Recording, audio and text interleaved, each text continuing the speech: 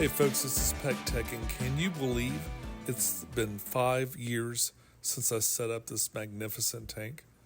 It is actually a little bit more than 5 years, but it was high time to do my yearly evaluation of this aquarium. It still continues to be my favorite aquarium. It's the one that it's balanced out and stayed balanced the longest.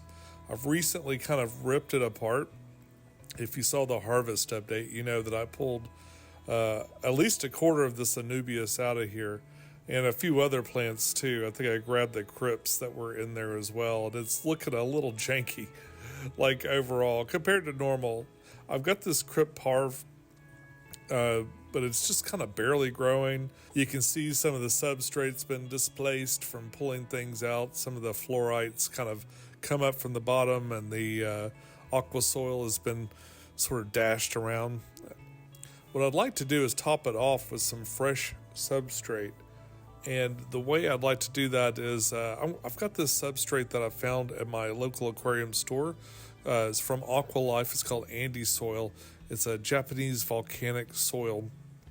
And a lot of times with these soils, when you add them into an aquarium, they're an active substrate, so they might release ammonia. They could cause ammonia to be released right after you add them in. It usually happens right after the water hits it. And I noticed that there was a little bit of a warning about cycling your aquarium and stuff like that. So I decided to take some of this and throw some water in there and just kind of do a test just to see if this thing would release ammonia.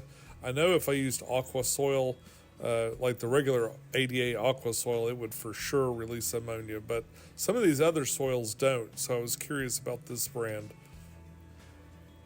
Spent a couple of days testing it, and I never really saw any ammonia in there. I did wait a couple of days before I tested it the first time just to make sure it would build up, if it was going to build up in there.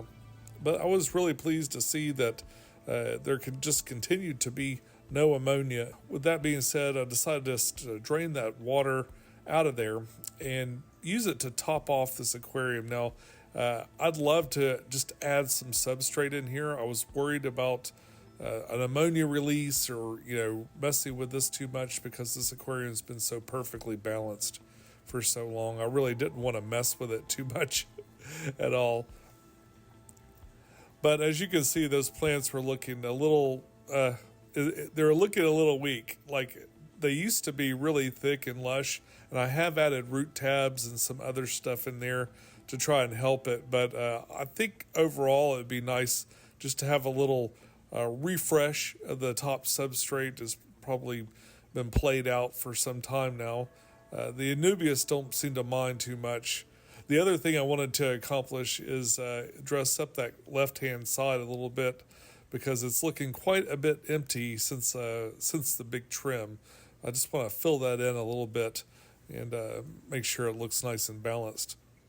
I'd gotten a lot of comments, especially in my last scape, about keeping Anubis so close to the light.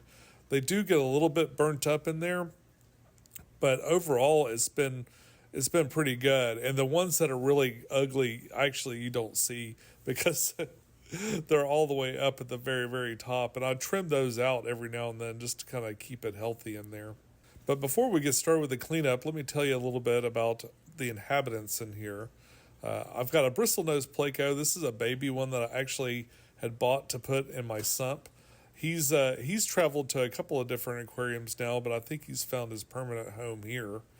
I've also got some cherry shrimp that I've been sort of slowly migrating over from the spec 16 gallon as I'm trying to get all the inhabitants out of that. I've got these ember tetras that you'll see a lot in the long shot. Pretty much anytime you see something moving in here, it's these ember tetras, which I really love, and I'd like to get more of. I've got one rummy-nosed tetra. I really would like to get some more of these, but boy, they're super expensive. But he's kind of a leftover from the school I had before. I've got a couple of guys like that. I've got another tetra in here kind of hanging out.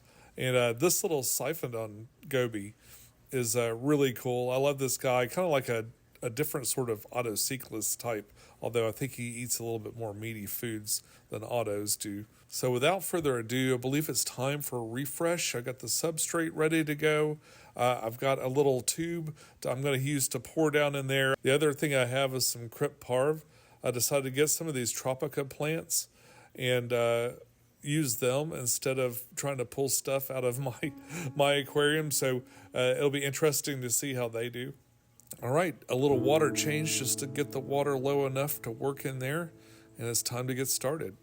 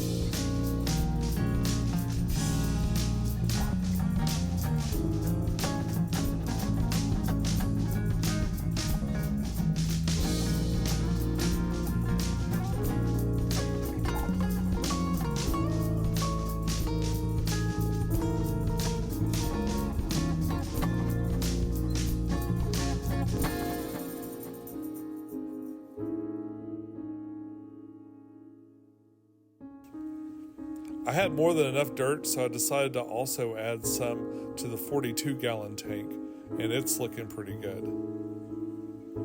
I've buried my crypt parv quite a bit, but I think I'm hoping it'll grow on out of that and it won't be a big deal. If you have any questions at all about this tank, feel free to leave them in the comments down below. Know that there is a playlist for this tank, so you can see it all the way from the very first build to every update I've ever done. That playlist will be included in the links at the end of this video. Thank you so much for tuning in. It really means a lot to me, especially my repeat viewers. I can't thank you guys enough. It really means a lot that you guys come back time and time again to check out and see how this tank's doing. I promise to keep you guys updated on all the stuff that's going on. Folks, that's all I got for you today. If you like this video, please click like. It helps a lot. And subscribe, because I'd love to see you again. Until next time, follow your bliss, keep a clean tank, and I'll see you soon. Bye-bye.